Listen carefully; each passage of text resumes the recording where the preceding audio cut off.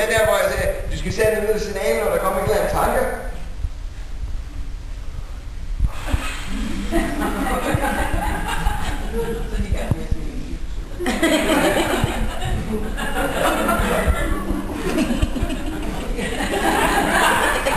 De typisk nogle kvinder, de sidder bare sådan lidt der.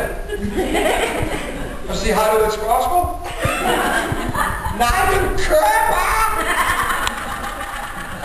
Og det betyder, at det kommer fra hele dagen, men vi kan være.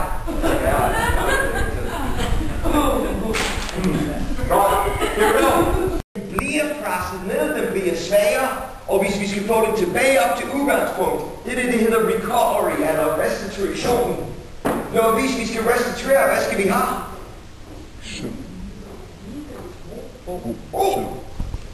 Husk, vi skal have ro, hvis det skal komme op. Ja, det skal have ro, hvis det skal komme op. En af de går til søvn er så vigtigt, men søvn alene vil ikke skabe nok ro til den her del her, hvis den kører i fuld power for kvinder.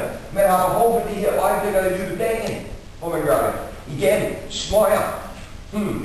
Det er interessant. Når vi har en person med en smøg, der vil mange gange gå ud og lige tage en smøg, når vi laver en hjernescanning på mennesker. For jeg vil lige prøve at se, hvis jeg har et billede af. Yes, her. Frontallappen. Det er bare fuldstændig lyst op.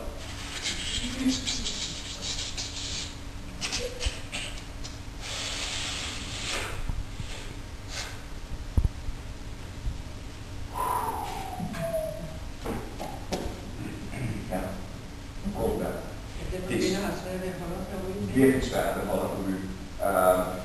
Mænd har også svært ved det på grund af nikotin, men I er super afhængige af den følelse.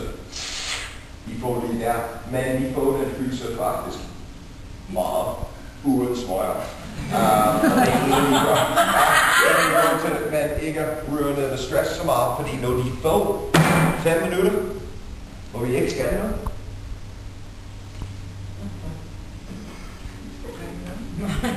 vi kan gøre det her op og stå.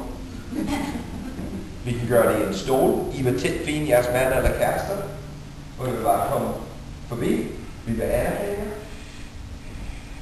Jeg håber på, at I vil overveje nogle af de her ting. Jeg håber på, at I vil tænke en lille smule på det, der vil koste også. Det er en helt forhold for sig selv.